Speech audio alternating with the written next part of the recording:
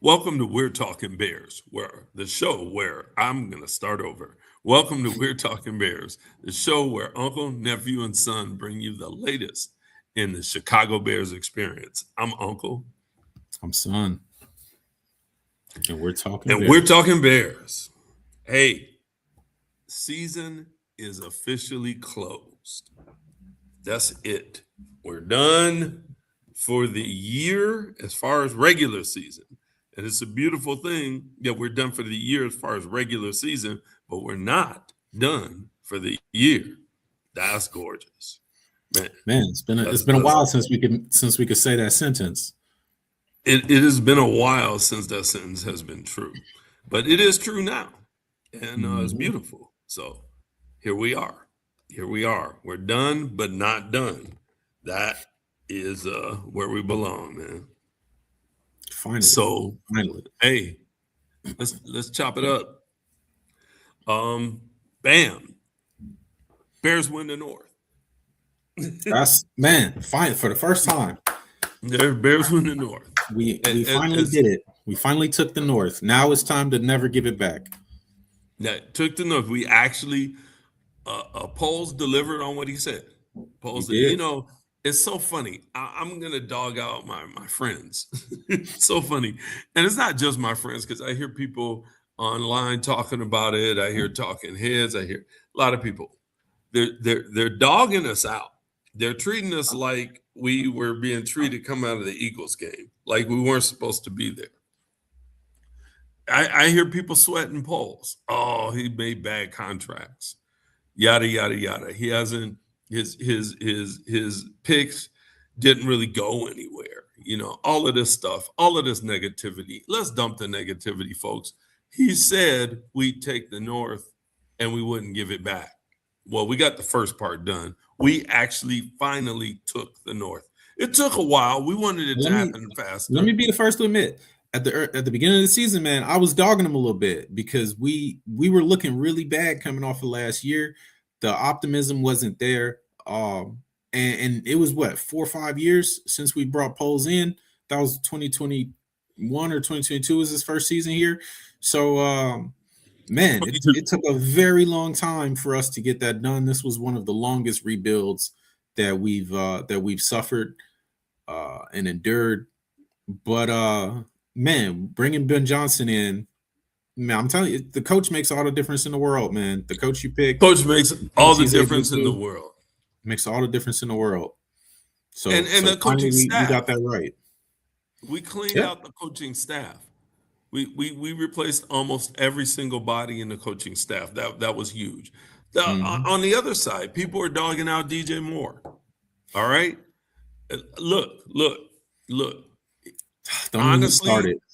it, the numbers are low. I accept the sentence. The numbers are low, but you know what? He's out there giving whatever the team asks him to give. If they ask him to block and just make sure the Monungai and Swift get downfield, he's doing it. Hmm. When we need that over the shoulder, somebody's got their arm over my face, catch a touchdown, he's catching it. You can't He's running out the backfield. They lined him up at running back for the whole first 3 4 games of the season. Like Ben and, he, Johnson didn't know what to do with him. and he's doing it. And when you sit back and look, you reminded me because I was having this debate with someone. I remember some words you said. You talked about when you were talking about DJ Moore and Justin Fields together, and you were saying that DJ Moore's sweet spot as far as receptions is actually Justin Fields' sweet spot. It was that 10 to 20 yard range. And then I just realized that that's actually Caleb's weak spot. Yep. That's Caleb's weak spot. So DJ's sweet Hmm. spot is Caleb's weak spot. Now, hopefully the two can grow together because honestly, partially what DJ provides is a very credible decoy. You can't not cover him. Yeah. If he's left open, he's going to kill you. So somebody's going to cover him and somebody's going to watch.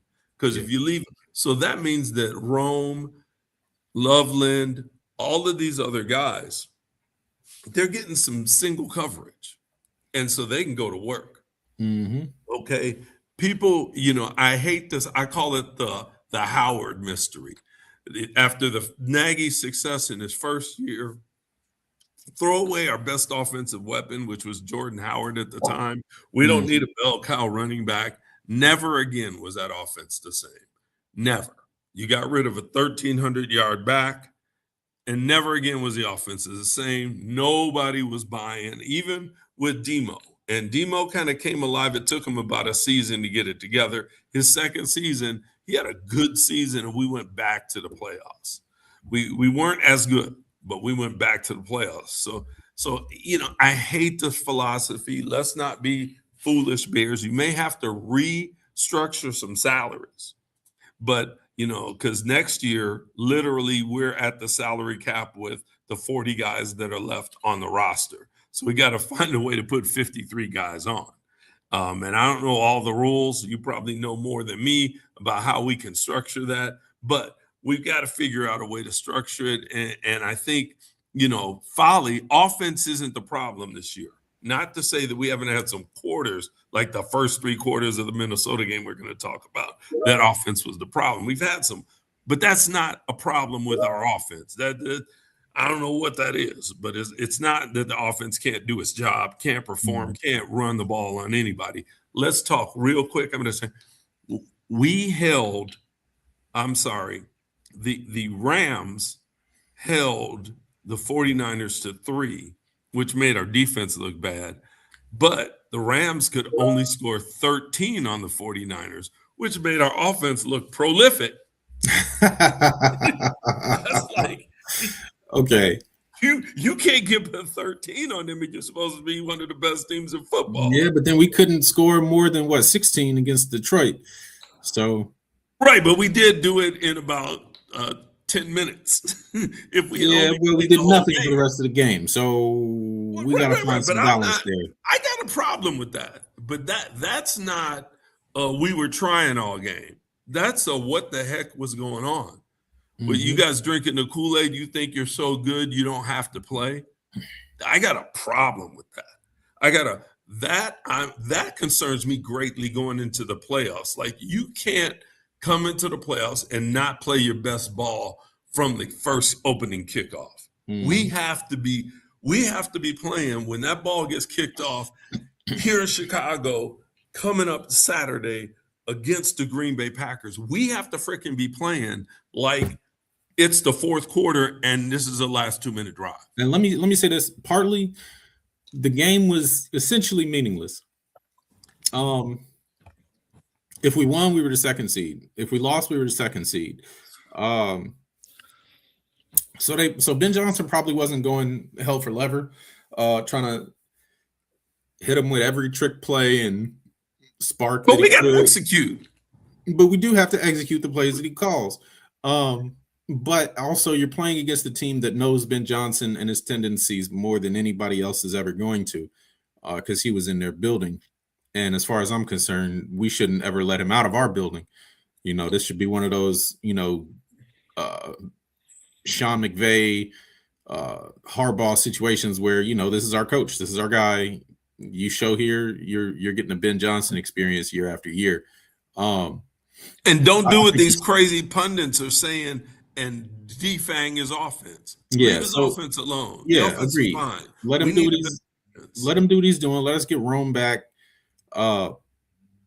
Let's keep working to shore up some of these positions on offense and add more talent like we've been doing. We've got some really good young guys, Colston Loveland, Luther Burden, Kyle Monangai, obviously Caleb just in his second year took a massive step forward from where he was last year. So let them grow. Number one, Caleb is look, Bears all-time single season leader is Caleb Williams. Literally, think about that sentence. I mean, that is absolutely positively nuts. All-time single season leader. That's just like, look at this. Look, 3,942 yards through the air. He did it by spreading the ball to a whole bunch of people, a ton. He got the ball moved around. Nobody had 1,000 yards. Yeah. This 27 touchdowns, only 7 picks. He protected the ball. He only got sacked 24 times. A lot of that was Caleb Magic. You know, man, come on. What talk about this? Yeah, I mean, look, you draft a guy that high, you better, frankly, let's be honest. Like you better execute. We got one of the best coaches in the league, best offensive minds that the league has seen in years. One of the best new offensive minds that's started to emerge in the league in at least a decade. He's put up a top 5 offense every single year he's been a coordinator or coach. Man, I want to see the quarterback produce these kind of numbers. I want to see the quarterback grow week over week, year over year. And Caleb has done that in spades this year. The biggest thing he has done, the absolute top thing he has done, has been to just protect the offensive success, protect the down and distance. He doesn't take sacks. He escapes from so many terrible situations. He throws the ball away, but sometimes when he throws, he's not running backwards anymore. He's not running backwards anymore. When he throws the ball away, he's throwing it in a catchable place for a lot of guys. Sometimes he throws a laser guided tomahawk missile at them, which they can't hang on to, and he's got to work on that a little bit to either let it go a little earlier with a little less on it. So to give these guys, because these are tough catches he's asking guys to make on the sideline, and you got to give these guys just like a fraction of more of a chance to make those tough catches by just being a little more accurate and deliberate with your placement, with your velocity. But these are nitpicks, right? These are nitpicks for a guy in his second year, a guy that last year was not showing this kind of promise. Well, I mean, look at the numbers, though. Look, if you think it wasn't as good last year, he was actually a little better in completion percentage. But look at the numbers. He had a good year. First of all, he played all 34 games of his career. He's healthy. He's staying on the field. 47 touchdowns in his first 2 years. That is freaking and that's beautiful. Not including rushing touchdowns. That's not including rushing. 47 touchdowns through the air. Yeah. Only 13 picks in 34 games. Yeah. He throws 1 pick every 3 games. That's a phenomenal rate for a young quarterback. He's gonna get better. Yeah, exactly. This is the beginning. This is the initiation of his career. This is him being thrown into the fire. He started from day one. We haven't coddled him in any way except to put talent around him. He's had 4 offensive coordinators. He's already had 4 offensive coordinators and 2 head coaches. The best thing we've done in the no 3 head coaches, because we had that interim that's true. head coach. That's true. We had an interim and he actually won his first game against the Packers with the interim head coach. January 2025, which is solid. So he could be 3-1 against the Packers in 2025. Yeah, and to put that against his first year when I think he was either close to or set the record for most time sacked as a quarterback in the National Football League in a season, and at the same time was one of the worst accuracy passes over 10 yards, passers over 10 yards. Like I think over 10 yards, he was near the bottom of every quarterback drafted since 2000. This has been a massive turnaround from that rookie year. And he's definitely shown everybody why he was drafted as high as he was and the kind of future that he could have here. So hats off to Caleb for bouncing back from a really tough season, for gritting it out, toughing out the critics, not letting the noise get to him, and trusting his coach and trusting his guys. Like really, he did a really fantastic job this year. Hey, we got a quick question. Playoffs and the rivalry. Going into that locker room this weekend, what's the pep talk? What are you saying ahead of this game if you're the coach? I'm going to ask you, Coach, what you got? What you got for him? Man, Ben has a way with words, man. He's really been hyping up the team with the things he's been able to communicate to them. He's really getting his message across. But I think we got to go with what he said after that massive win: good, better, best. Never let it rest. Never let it rest. Your good is better, and your better and your is better best. is best. Right. That's right. That's right. Take it back to St. C. Take it back to the St. South C. Side. That's that grind mentality. You know, this is the playoffs. This is what we need to expect. Right. This is good. We haven't even got to better yet. This is good. This is good. This is good. We're knocking on the door better. We're not going to. Exactly. We take we the win a Pack playoff out this game. week. That's better. That's better. Correct. We win a playoff game. Take the Pack out in the playoffs.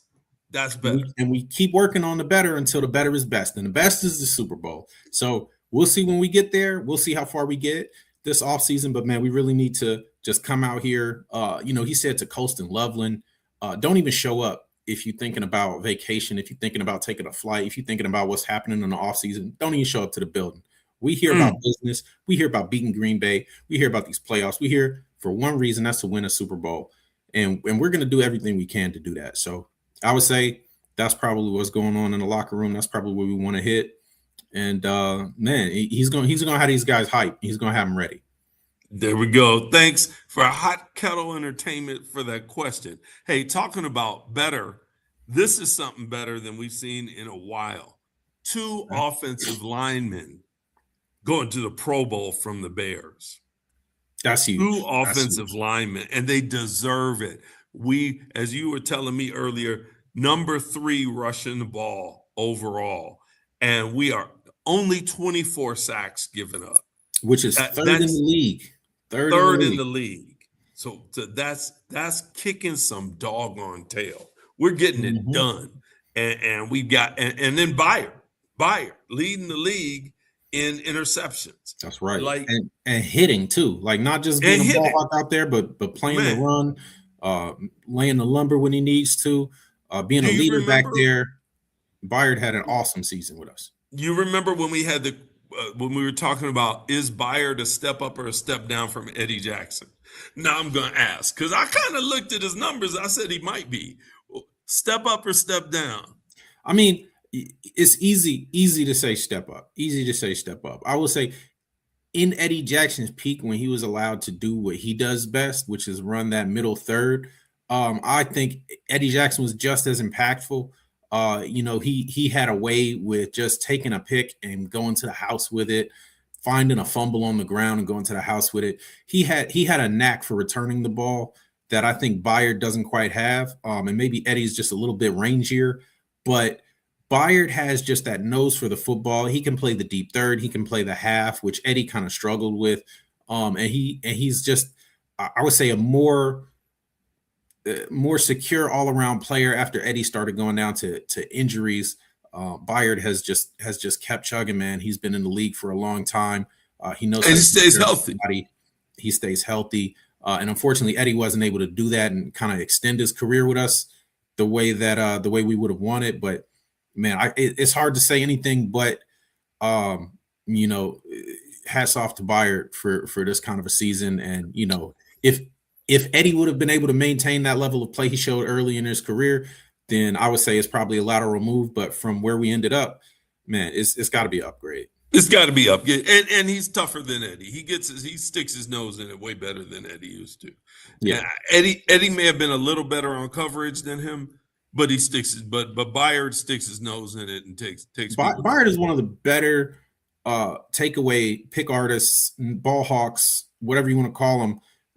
He's one of the better ones that the league has seen in years. Like he's near the top of the league, like all-time charts for the last 20 years. Right. Some of those picks that he comes up with are incredible. It's just like unbelievable. He's fantastic. Was it the one against Jalen Hurts? Oh, you remember that one? I mean, remind me which one. You just said, was it the one? Which one? He was playing deep middle, but he came all the way down to a ball that Hurts was trying to put on near the sideline and picked him. Oh man, it was like, come on, man, come on. Fantastic. Fantastic. Just Nobody saw range it himself. and laid out for it, laid out for the catch, and landed in bounds. And then the two he got on Geno Smith in the same exact spot on the same exact route combination, where he just knew what they were trying to do. They tried to do it on him twice, and the same result twice. Like hands like glue. Puts his body on the line. You can't say enough about him. Can't say enough about him. It's beautiful as a ball hog. Let's talk about Joe Thuney. One of the things that I want to point out here, everybody says this is a quarterback-driven league. I'm going to say it's an interior offensive lineman-driven league. You know why? Joe Thuney. Yeah. Okay, because guess what? Tom Brady ran it. Guess who was his guard? Who was his guard? Joe Thuney. Was he? Tom Brady. He was with the Patriots. Then he went to the Chiefs. Mahomes ran it. Guess who was his guard? Joe Thuney. Thuney's gone. Mahomes' knees is busted up, and he didn't make the playoffs. We're in the playoffs. Who's the guard? It's Joe Thuney again. That's a compelling argument. I give you that. That's a very compelling argument. Come on, man. This is the first year that the Chiefs have not made the playoffs since Mahomes has been there. It's also the first year they haven't had Thuney, I believe. So, and this is the first year we've made the playoffs in, oh my God, 5 years. Look who we have. 6. Look who we have out there. And we have Thuney. And all respect to Dahlman. He's next to him, handling business. And you know what else? The fact that Dahlman and Thuney handle their business so well, it's allowed us to find a left tackle. Yeah. It's allowed us to find a left tackle. He doesn't have to be the best offensive lineman out there, but Trappill looks good. Ozzie looks good. And Wright's handling his business over there. Jonah's a monster. He is like, his pancakes are phenomenal. I've watched some of Jonah Jackson's pancakes. Man, that brother, dude, IHOP. Man, you're talking about taking a defensive lineman, flipping him and putting some syrup in his face. It's just nasty. Yeah. We got to do an episode on the pancakes from this year. We got to do a pancake episode. All right. But yeah, so just awesome.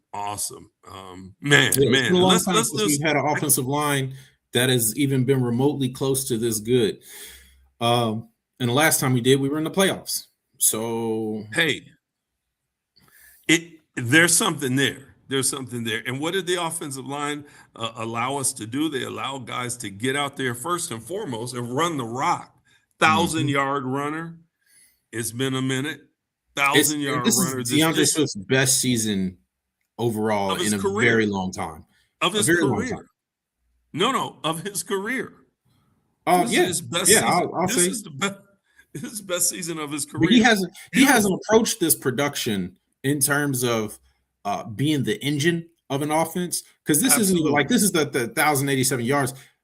Right. Do you have the stats on his receiving as well? Because he was such a weapon out of the backfield and such an outlet for Caleb, provided so many big plays down the field in the passing game as well, taking a ball and making a guy miss and then taking it, 30, 40, 50 yards. Man, he had what? Another 4 or 5 touchdowns through the air. Through the air, let's see. I'm pulling up the numbers right now. Through the air receiving, he only had 1 touchdown receiving. It felt like more. It felt like more. Yeah. Really. He had 299 yards and a tutty catching the ball. Felt like more, but it's 299 more yards. That all-purpose yards. That puts him up almost 1,500 yards. Well, 1,400 yards. Almost 1,400 yards. But look at his yards per carries up. Mm-hmm. His touchdowns, 10 total touchdowns. Just a season, man. Yeah, and like I said last time, or not last time, but like I said at the beginning of the season, man, the last time he was with Ben Johnson in Detroit, he put up pretty similar numbers, around 5 yards carry. 1,000 yards rushing. He didn't have anywhere near this many touchdowns then. I think he had 5 or 6 touchdowns that year, but man, like No, Ben his Johnson, 1,000-yard season was in Philly. was it? Was it? Yep, it was in Philly. Then maybe it was His- yards per. Maybe it was just by yards per carry that he had his best season in. But either way, yeah, yards per carry his most 5.5 efficient his season. last year in Detroit. His most efficient season was under Ben Johnson, and we'll say that. But Yep. overall, he gets the best out of him. DeAndre Swift looks better under Ben Johnson than he looks anywhere else. Hey, and you know what? For right now, for the money, I'm cool. Swift has had over 2,000 yards on the ground with the Chicago Bears. And let's roll it. Let's run it back again. We got another year on that contract. Let's run it back again. And let's again, don't mess with Ben's offense. The offense ain't the problem. Don't mess with the offense. Let's rock. Caleb's going to get better. Let's roll. Hey, our tackles are going to get better. They're young. Let's rock. Our receivers are going to improve. Most of them are young. Let this offense grow and become even better. Don't start pulling pieces off of it. Let's go. Let's go. Let's talk about these young receivers, because we're getting one of them back in Rome Odunze, who has been out for the whole latter half of this season. He's been dealing with some injuries. I forget exactly what injury. It's like a leg injury or an ankle injury, but was it his groin? No. I thought it was a leg injury for him. But, I'm not sure, but go ahead. Long story short, Rome Odunze is coming back. He's going to be back this week. I know I've seen him practicing, participating in the Wednesday practice. I haven't seen the injury report for today, but we should have him back against Green Bay this Saturday. That's going to be absolutely massive for us, because we'll finally have our receiving room looking like it should have looked all year. Ooh. Luther Burden has come on very, very strong in Rome's absence. He's been getting a lot of looks. Ben is really happy with the way this man runs routes, and is force feeding him the ball. Let's be honest. But man, he's come on so strong. I would do the same thing, frankly. DJ has been dealing with a knee injury as well. So it's going to be really great to have all three of them out there. So it's not any one of them carrying any, too heavy of a load. And we know how much Caleb loves throwing to Rome. They came in, they were drafted together. And he's definitely our biggest deep ball threat at this stage, or at least in the mid to deep range. He gets downfield in a hurry. He's very hard to jam at the line. And cornerbacks have to respect his size and his speed. So yeah, he's almost tight end size. It's going to be really fantastic to get him back in the lineup, stretch these defenses a bit more, make them have to account for all three of those guys, and Colston Loveland and Cole Kmet and the running backs. And don't forget our UDFA man that came through. And Jade Walker, who has been a massive piece in the last few weeks, just stepping in a really exceptional way for a guy who undrafted, came in on the practice squad, and then steps in, helps us win a massive game, and then continues to contribute. So I really like where our young receivers are at. We're giving Caleb a lot of options going into the playoffs, and he's going to need them. He's going to need them because these teams are going to be tough. Yep, for sure, man. I mean, I'm loving what's going on. It's across the board. We are looking good. You talk about the receiving core. Guess who led the receiving core? Colston Loveland, the rookie. He came through first round pick, led the receiving core, had some rookie mistakes, had some drops, had that fumble. He's got some room to grow, but 713 yards in the air as a rookie, 6 touchdowns. That's a start, man. That's a heck of a start. That is a heck of a start. Yeah, he finished with a really good season. As a guy that, he kind of came out of nowhere as a pick. Not many people really saw the Bears taking a tight end that high overall, coming in being picked 10th. We were talking about them taking this guy. Yeah, that's a lot of expectations. He's still very, very young, and he's going to only get better. Tight end is one of the hardest positions to play in this league. He's not only doing it in the air, he's doing it on the ground. He's part of this rushing attack.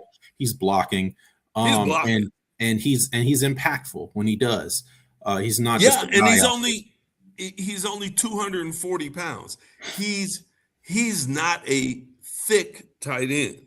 He's a Mhm. lean tight end, and Yeah. he can get out there and block. It's a beautiful thing. Yeah, He's blocking linebackers, and he's only 240. he's definitely becoming a weapon.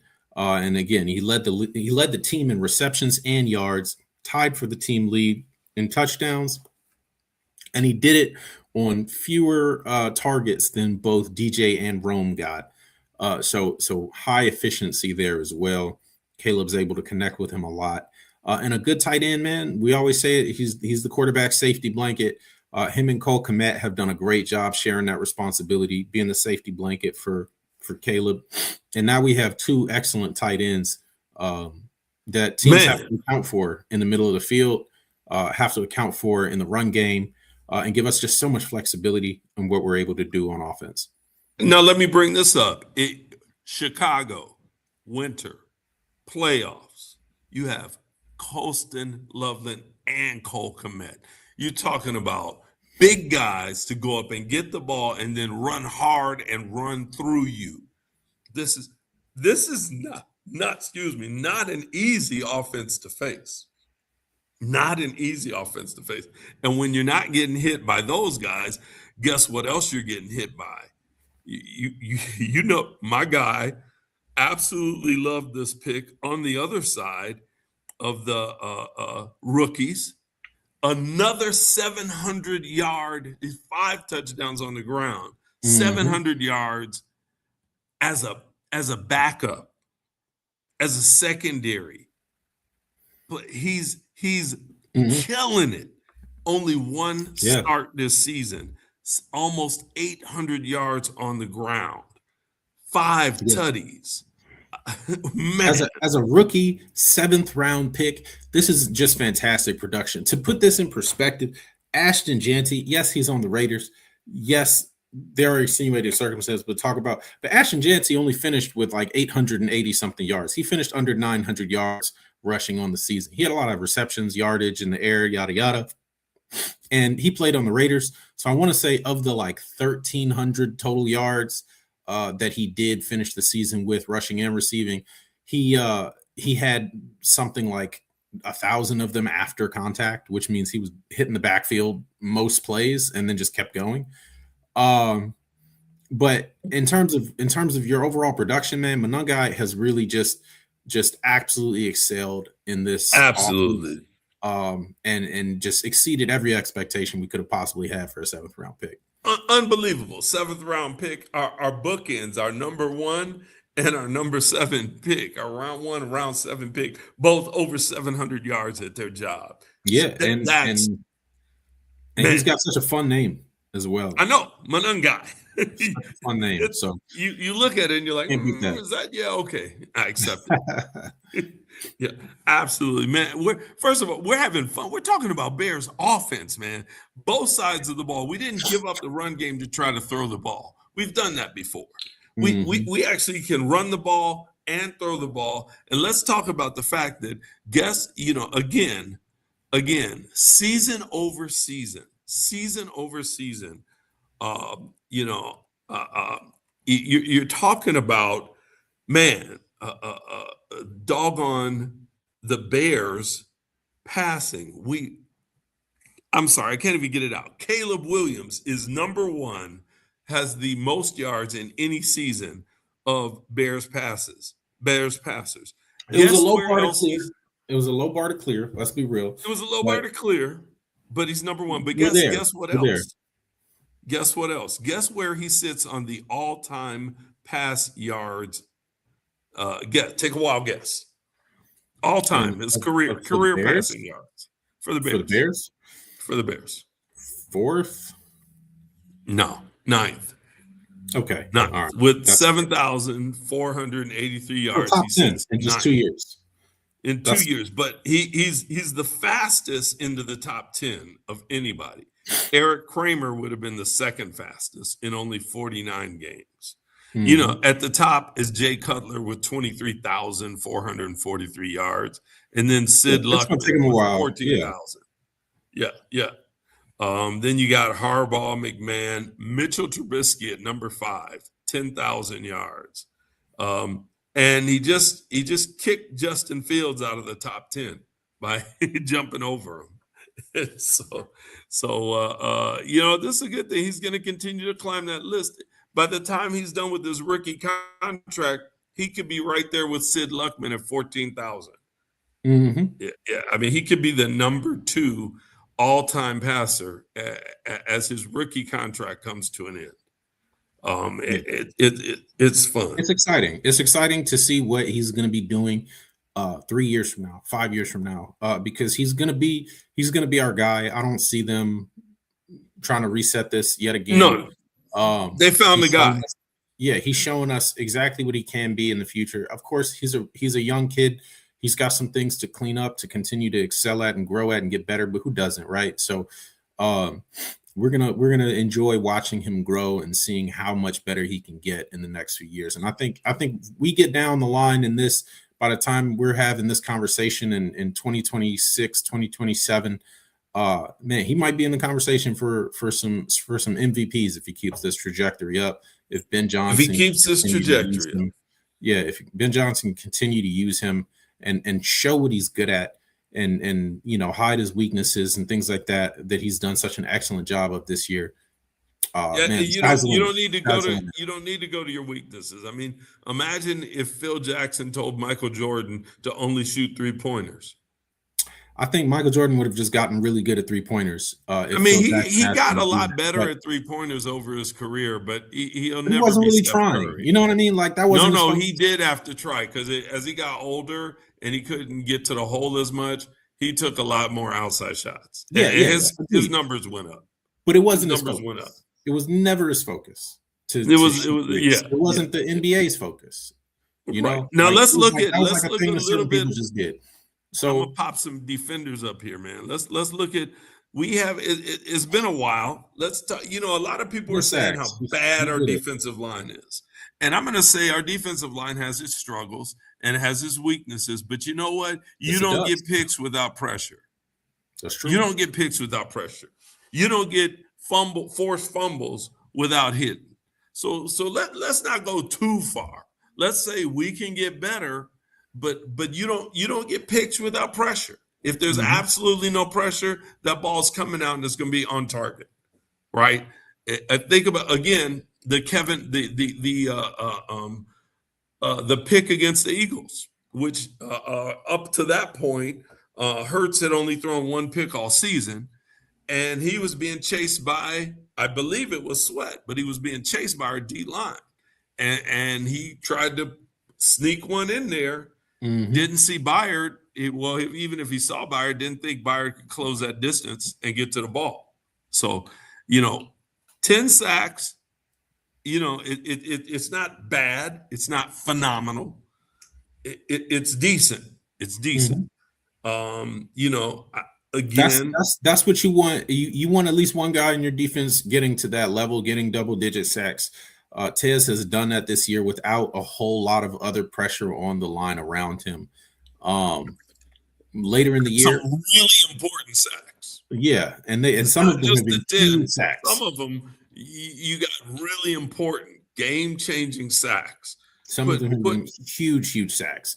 Man. So yes, Sweat is definitely the leader on our defensive line. Austin Booker is starting to show his pass rushing chops on a week-to-week basis. Man, I see a lot of Austin Booker swats and knockdowns. He's getting exceptionally good at that, which is fantastic to have on the other side of that defensive line.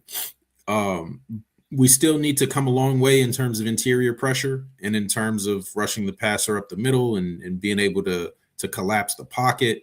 And, when we could do that, Sweat's numbers may improve even more. But right now, this is where we're at. He's a leader on our D line. And we desperately need that. We need that production from him, and he delivered it. Hey, and Austin Booker, 4.5 sacks credited, but we know it's actually 5.5 because they didn't give him credit for the Jordan Love sack, and that was a sack. You know what? I understand they're going to protect the quarterbacks, but when the quarterback does this and then gets hit in the head, that's his. Look, it's kind of your fault, man. Like, come on. That's like riding a motorcycle out in the middle of the street and stopping in the middle of the interstate and they're going, "Oh, you hit me." Nah, it's more like driving into the oncoming lane and then wondering why people are coming right at you. Exactly. So, But it stole a sack from the record yeah, of it is Austin what it Booker. is. It He is would have what it been is. 5.5.5, but he's 4.5, which that's a start. We want to see. I want to see the playoffs improve just like the latter part of the season improved. Of those 4.5 sacks, when you look at his sack numbers, um, he's got 3.5 of those sacks in the last 4 games. Yeah, right Yeah, when we're so pushing keep for the keep top keep seed. doing So, that. Keep doing yeah, that. Get one a game for the man, rest of the that'd playoffs. be fantastic. Yeah, Go let's get get a them. sack a game. Sack a That'd game. be an incredible pace. So, um, defensive line, man, we struggled there. Let's be honest. We Yeah, we struggled a lot did. We there. did. We We did. We kind of gave knew up a that going lot of in. yards on the ground. We knew that going in. We knew that was going to be a problem. It wasn't just the other defensive end spot that we kind of were really looking at really hard. Obviously, that was an issue.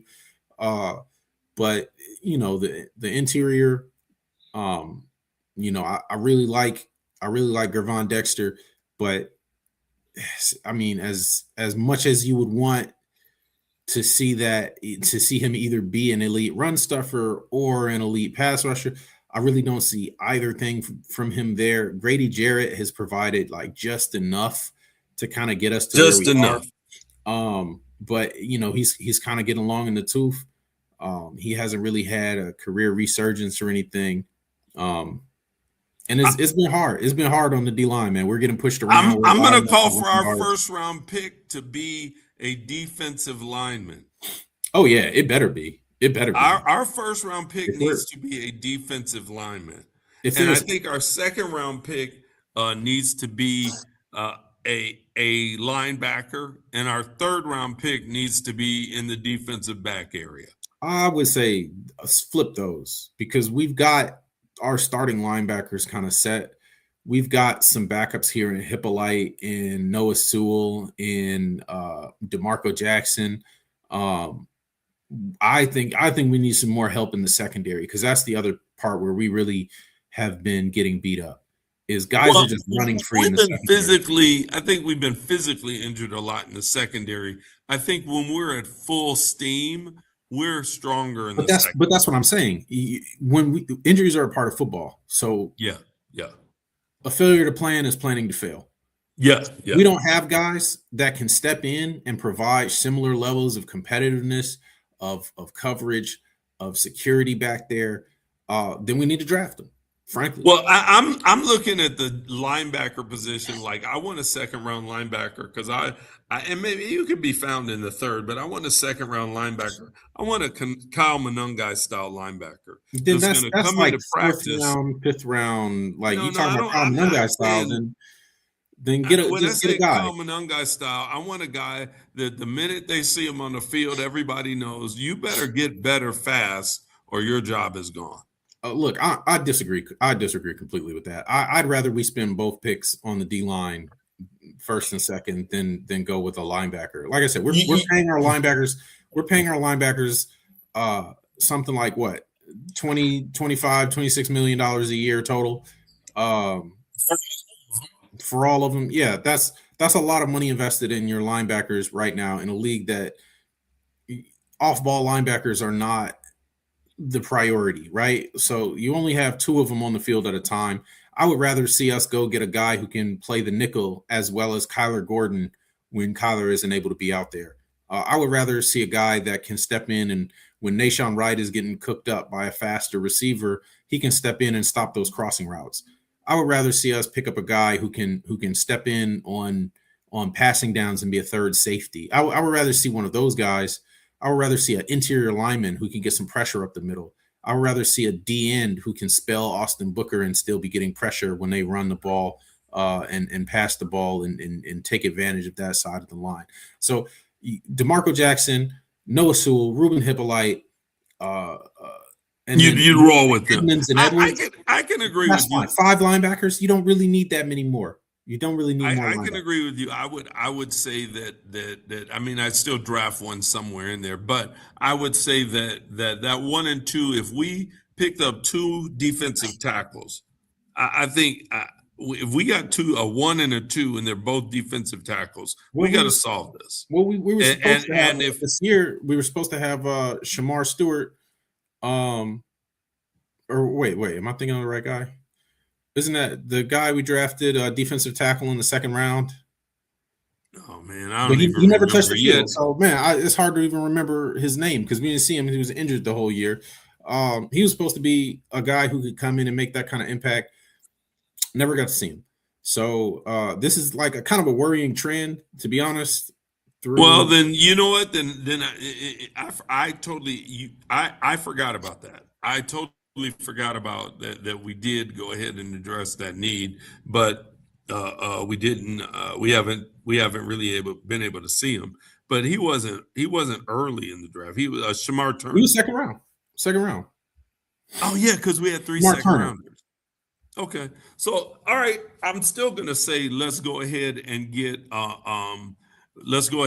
one defensive tackle with our one. I'll say we still need to get better. Tackle and an edge. I say we need a tackle and an edge. Get a tackle, get an edge. If not a couple of tackles. No, get a tackle and an edge, and to be perfectly honest, if somebody loses their job, that's a good thing. Yep. Right? If somebody loses their job, that's a good thing. And hopefully Shamar Turner is something. Like, we won't even see him till next year. I forgot we have him in our pocket. He'll be back next year. But I would go ahead. I mean, Hippolyte was drafted late also, but I like him. But let's get it done. Let's get it done. I'm feeling phenomenal. Let's talk a little bit about Saturday's game. I'm feeling phenomenal. Look, I feel like right now, if we play our ball at home, Pack is done. Cook them. Put a fork in them. Yep. They're dangerous. I'm scared of them, right? I'm not scared. I'm scared of them. I'm not scared of them. No, I'm scared of them. I'm scared of them from the standpoint of the last, 49ers game, the defense was almost a no-show. They got that pick six at the beginning, and then they went and took a nap, right? Okay. Lions game, offense was almost a no-show.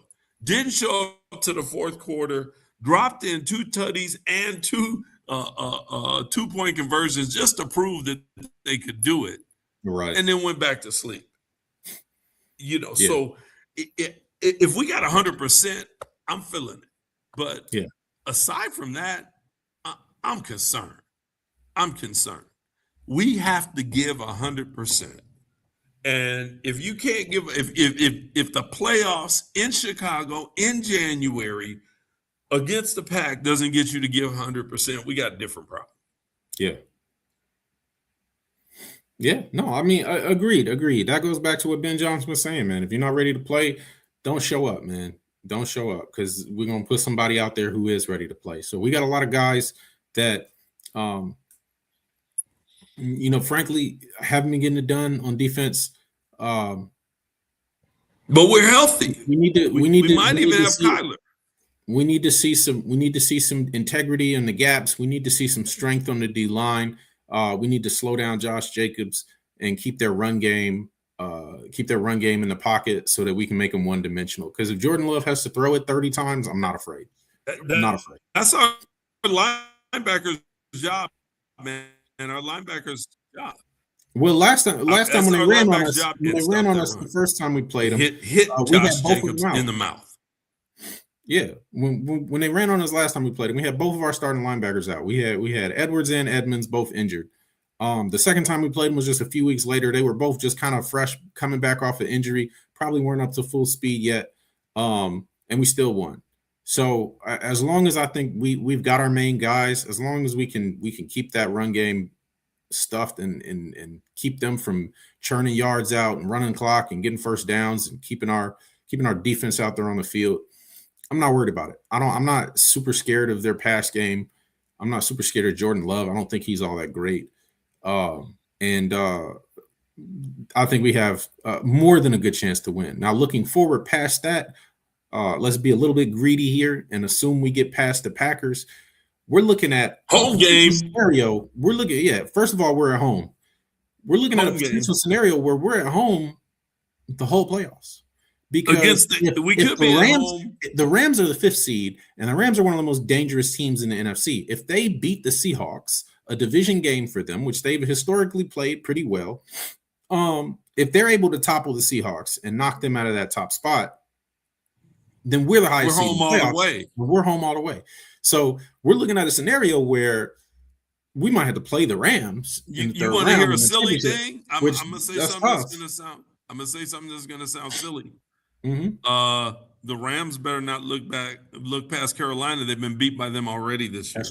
That's true. I'm not saying the Rams are a lock to do that. I'm just saying that if the Rams win, we're in a scenario where we could be at home throughout the playoffs, which would be a massive, massive, massive advantage. So just being a little bit greedy, having a little foresight, I really like our chances to go a pretty far distance if we can secure that spot.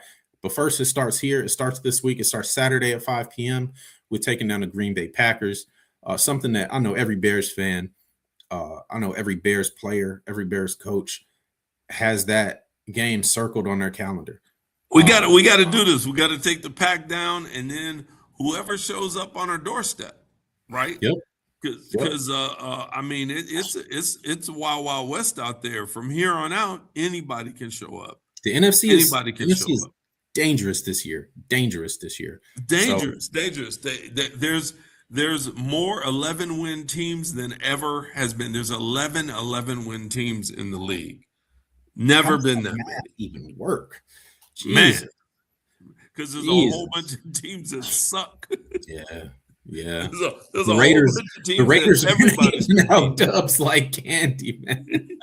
The Raiders been doing it. The Jets been doing it. The Dolphins been doing it. Nasty. The Browns been handing out wins like candy. Man, it's been a lot of dubs handed out by some teams. I'm gonna give the Browns their credit. They hand out wins, but they make it a fight. Some of these other teams, they're not even making it a fight. They didn't hand the Packers a win. No, they didn't. They handed the Packers they did not hand the Packers a win. They handed them an L. Go Browns. That's fat L. So shout out to Myles Garrett. Thank you to the Browns this year. You've assisted us greatly. I gotta say also thank you to the Eagles, man. The Eagles have done their job in beating the crap out of our division so that we us. Didn't have to. We took the dub. The Eagles have done us a great service this year, so thank you to them too. Hey, wait. Let me say it like this. Thank you, Eagles, for beating all the lower teams in our division. Mm-hmm. That's correct. That's correct. So, yeah, man, I think we look good going into the playoffs. I think we look good with our prospects going forward if we can get through this first wild card week. Score prediction. Young team. It's a first year coach.